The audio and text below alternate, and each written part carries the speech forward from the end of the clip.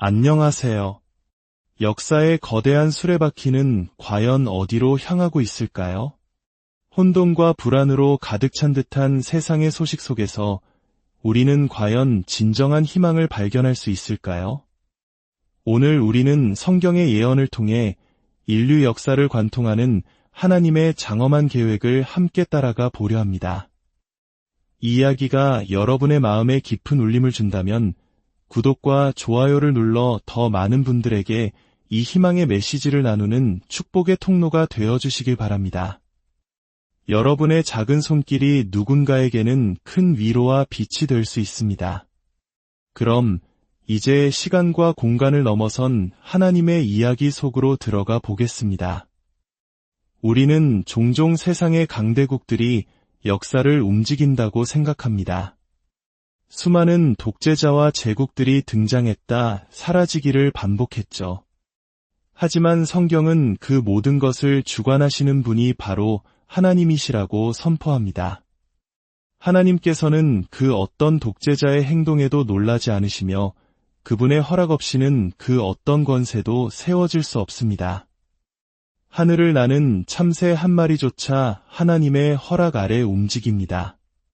지금 우리가 목격하는 이 혼란스러운 세상의 모습조차 실은 하나님의 거대한 계획 안에서 한치의 오차도 없이 진행되고 있는 장대한 드라마의 일부일 뿐입니다.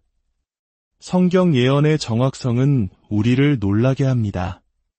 어떤 예언은 선포된 지 정확히 17만 3,880일 만에 바로 그날에 성취되기도 했습니다. 이것은 결코 우연일 수 없습니다. 이는 예언의 말씀이 얼마나 정교하고 신실한지를 보여주는 강력한 증거입니다. 이 거대한 역사의 파노라마는 창세기에서 시작하여 요한계시록에서 완성됩니다. 하나님께서는 태초부터 모든 것을 계획하셨고 그 계획의 중심에는 언제나 그분의 백성을 향한 사랑과 구원의 약속이 있었습니다. 그렇다면 이 거대한 역사의 무대, 그 중심은 어디일까요?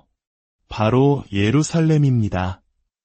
하나님께서는 친히 내가 내 이름을 거기에 두겠다고 말씀하신 유일한 도시입니다.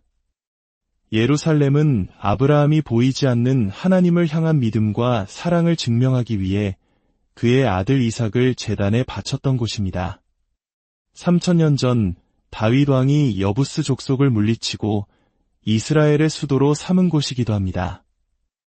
이사야와 예레미야 선지자가 서구 문명의 도덕적 기초가 된 정의의 원칙들을 기록한 곳도 예루살렘입니다. 예루살렘의 평화를 위해 기도하라고 다윗이 노래했던 바로 그곳이며 무엇보다 우리 주 예수 그리스도께서 어린 나귀를 타고 입성하시며 자신을 메시아로 드러내신 장소입니다. 그분께서 성벽 밖에서 십자가에 못 박히시고 죽음의 권세를 이기시고 부활하신 곳도 예루살렘입니다. 그리고 마지막 때에 그분께서 감람산 위에 다시 서실 것이며 메시아의 문을 통해 그의 보좌에 앉으실 곳 또한 바로 예루살렘입니다.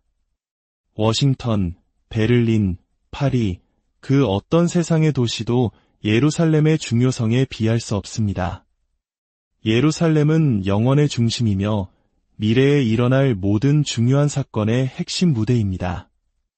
성경의 선지자 다니엘은 하나님으로부터 인류 역사의 흐름을 관통하는 놀라운 계시를 받았습니다.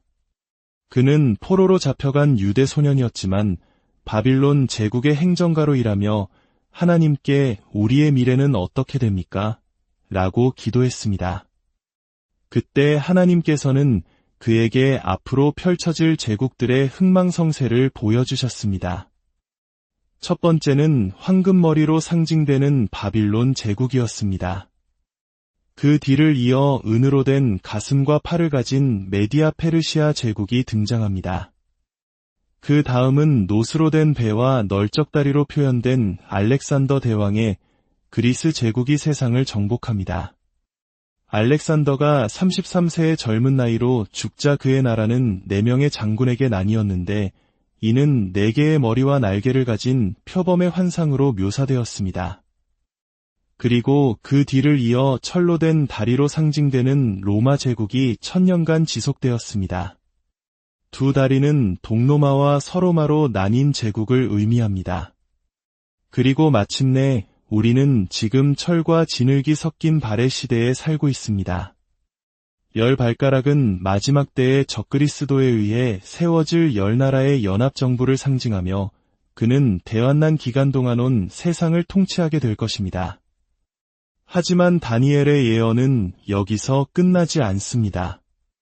사람의 손을 거치지 않은 뜨인 돌 하나가 나라와 그 거대한 신상을 부서뜨리고 가루로 만들어 버린다고 했습니다. 세상의 모든 나라들이 연합하여 스스로 강력하다고 여길 때 하나님께서는 그들을 단번에 쓸어버리시고 예루살렘에 당신의 아들 예수 그리스도의 영원한 왕국을 세우실 것입니다. 그때에는 더 이상 예루살렘을 위한 싸움은 없을 것입니다. 만왕의 왕이시여 만주의 주, 죽음과 지옥과 무덤의 정복자이신 예수 그리스도께서 예루살렘 도성에 그의 나라를 세우시고 우리는 그곳에서 영원히 또 영원히 승리하며 살게 될 것입니다. 이것이 바로 인류 역사의 마지막 왕좌의 게임입니다. 여기서 우리는 성경이 말하는 매우 중요한 두 가지 사건을 구별해야 합니다. 바로 휴거와 재림입니다. 많은 사람들이 이 둘을 같은 사건으로 오해하지만 이 둘은 분명히 다릅니다. 휴거는 예수님께서 그의 교회, 즉 성도들을 위해 오시는 사건입니다. 이때 주님께서는 하늘 구름 가운데 나타나시고 우리는 공중으로 끌어올려져 주님을 만나게 됩니다. 이 땅에 발을 딛지 않으십니다. 먼저 그리스도 안에서 죽은 자들이 일어나고 살아남은 우리도 순식간에 변화되어 주님과 함께 하늘로 올라갑니다. 하늘에 올라간 우리는 그리스도의 심판대 앞에 서게 됩니다.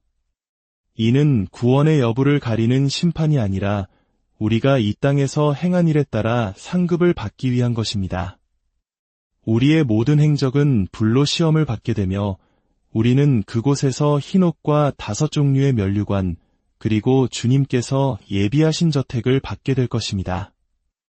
우리는 7년 동안 어린 양의 혼인 잔치에 참여하게 됩니다. 우리가 하늘에서 이 7년을 보내는 동안 이 땅에는 적그리스도가 나타나 세상을 지배합니다. 그는 이스라엘과 7년 평화 조약을 맺지만 3년 반 만에 그 조약을 깨뜨릴 것입니다. 이 7년의 기간, 즉 대환난 동안 이 땅에는 7인, 7나팔, 7대접, 총 21가지의 초자연적인 심판이 쏟아집니다. 그중 한 심판만으로도 하루에 전 세계 인구의 3분의 1이 멸망할 정도입니다. 이 땅은 말 그대로 지옥과 같은 곳이 될 것입니다. 그러나 우리 그리스도의 신부된 교회는 이 모든 혼돈을 겪지 않고 하늘에 있을 것입니다. 예수님은 우리의 복된 소망이시며 7년간의 지옥 같은 환난을 통과해야만 주님을 사랑하는 것을 증명할 수 있다는 가르침은 성경적이지 않습니다. 그리고 7년의 대환난이 끝날 때 예수 그리스도께서는 그의 모든 성도들과 천사들과 함께 이 땅으로 돌아오십니다. 이것이 바로 재림입니다. 주님께서는 아마겟돈 전쟁에서 예루살렘을 대적한 모든 세력을 멸망시키실 것입니다. 그 후에는 민족들에 대한 심판이 있을 것입니다. 마태복음 25장에 나오는 양과 염소의 심판이 바로 그것입니다. 이 심판의 기준은 어떻게 유대인들을 대했는가입니다. 주님께서는 내가 줄일 때에 너희가 먹을 것을 주지 아니하였고 목마를 때에 마시게 하지 아니하였고 옥에 갇혔을 때에 돌보지 아니하였느니라 라고 말씀하실 것입니다. 그들이 언제 우리가 주님께 그렇게 하였나이까? 라고 물으면 지극히 작은 자 하나에게 하지 아니한 것이 곧 내게 하지 아니한 것이니라 고 답하실 것입니다. 여기서 내 형제는 바로 유대인들을 가리킵니다.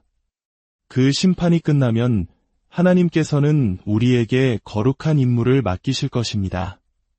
나와 함께 고난을 받았으니 나와 함께 다스릴 것이다. 라는 약속이 성취되는 순간입니다. 하나님께서는 모든 나라와 모든 도시 위에 유로운 지도자들을 세우실 것입니다. 그리고 마침내 하늘에서 새 예루살렘이 이 땅의 예루살렘 위로 내려올 것입니다. 그 도시는 가로, 세로, 높이가 각각 1500마일에 달하는 상상할 수 없이 거대한 규모일 것입니다.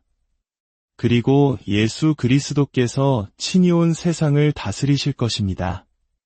하나님의 말씀과 유로운 백성들을 통해 이 땅은 천국이 될 것입니다. 혹시 지금 삶의 무게에 짓눌려 있습니까?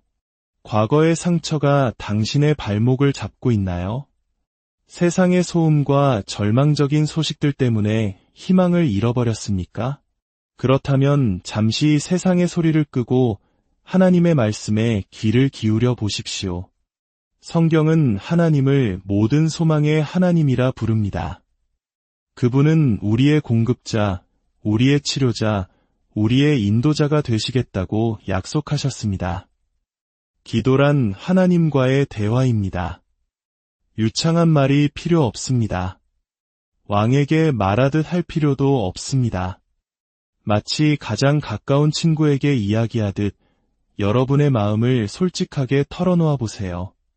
어린 시절 겪었던 끔찍한 학대, 부모에게 버림받은 기억, 평생을 감정의 불구로 살게 할 만큼 깊은 상처를 안고 계신 분들이 있을 것입니다.